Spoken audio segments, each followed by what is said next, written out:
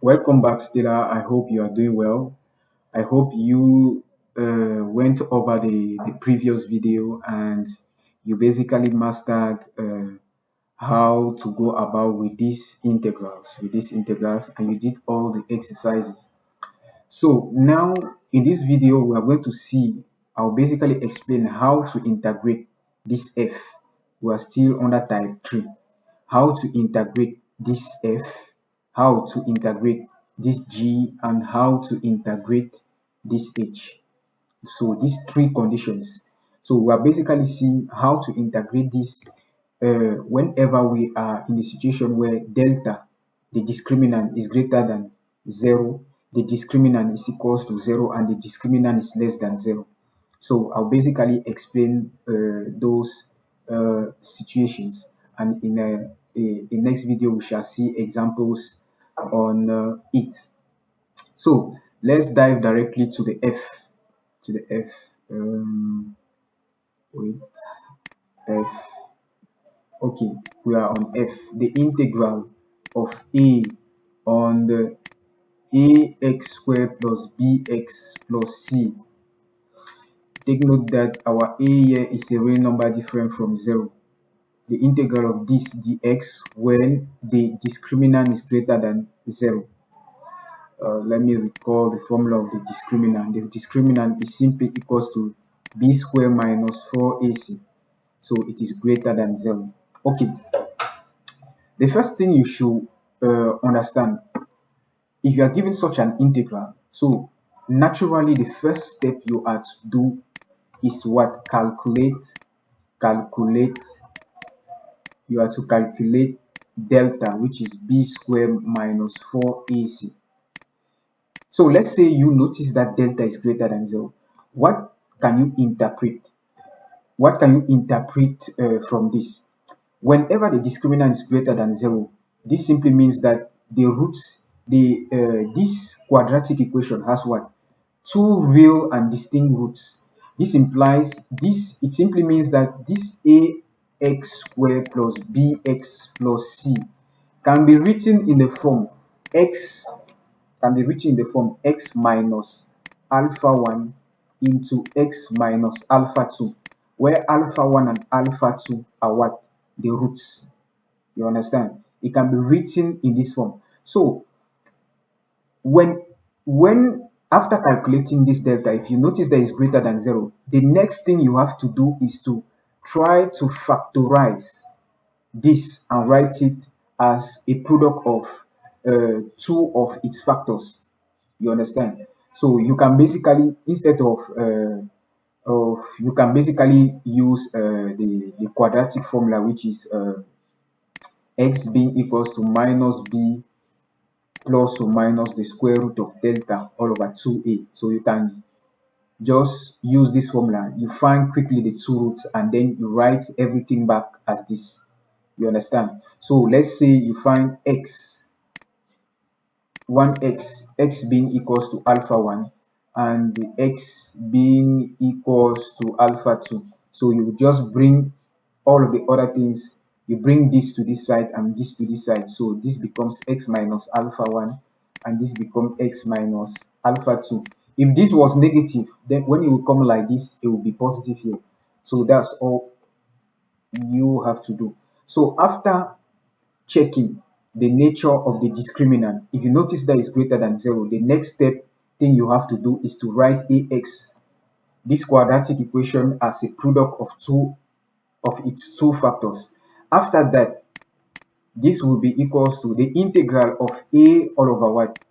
Ax squared plus bx plus c dx will be equals to what? A into what? The integral of 1 all over this x minus alpha 1 into x minus what? Alpha 2 dx. Now, to integrate this, what are you going to do? You first express this in partial fraction. So the step 2, you express what? You express 1 on what? You express uh, you express Don't forget this a outside. So you express 1 on the x minus alpha 1 into x minus alpha 2 in partial fraction. After expressing this in partial fraction, you come and substitute it back inside here and you integrate. That will be all. So that's how you proceed when you are to integrate something like this, and the discriminant of this quadratic expression is greater than 0. So that's how you proceed. So let's move to the next one. The next one, which is G. The integral of a on this quadratic whenever the discriminant is equals to 0. Okay, we are on G. We have the integral of a all over ax squared plus bx plus c dx when the discriminant, which is b squared minus 4ac, is how equals to 0. Let me create another paper. 40 41 now. Okay, we were here. Okay, we are here. Okay, whenever you are given such an integral, naturally, as I said, the first step is to calculate what? The discriminant, which is b squared minus 4ac. So let's say our discriminant was equals to 0. What can you interpret from a discriminant being equals to 0? When the discriminant is equals to 0, it simply means the quadratic expression has two real and equal roots. So it has two real and equal roots. So it simply means that our ax plus b, ax squared plus bx plus c can be written in the form an x minus alpha 0 all squared. This alpha 0 being the repeated root. So this can be written as this. So to find this alpha 0, you just use the quadratic formula. You just use the quadratic formula, which is x being equals to minus b plus or minus the square root of delta all over 2a. This will simplify to this because our discriminant is 0. If this is 0, this will simply simplify to what? Minus b on 2a. So this will be our repeated root. You understand? So after finding this, you just substitute it inside. So you will have, let's say our x is equals to, let's say, minus 2. So this the quadratic is, you bring back the minus 2 here, you will have x plus 2 all that square. That's what you substitute here. You get what I'm saying? Okay. After expressing this quadratic expression uh, as this repeated factor, this simply implies the integral of a all over ax squared plus bx plus c dx will be equals to what? The integral of a all over what? X minus alpha 0 squared dx. This will be equals to a integral of what? 1 all over x minus alpha 0 squared. Don't forget that your alpha 0 is a real number. Let's say it's a real number different from 0. Okay, how do you integrate this? This is simply this is an expression of the form ax plus b. So you are basically integrating what? 1 all over what? Ax plus b or what? Square dx. So you would just, it's like you are integrating what? 1 all over ax plus b to the n. And we basically saw how to integrate this. You understand? We saw how to integrate this. So after converting this to this, you will just proceed. That's why you will just proceed using previous techniques we saw to integrate this. So that will be very simple. I hope that's okay.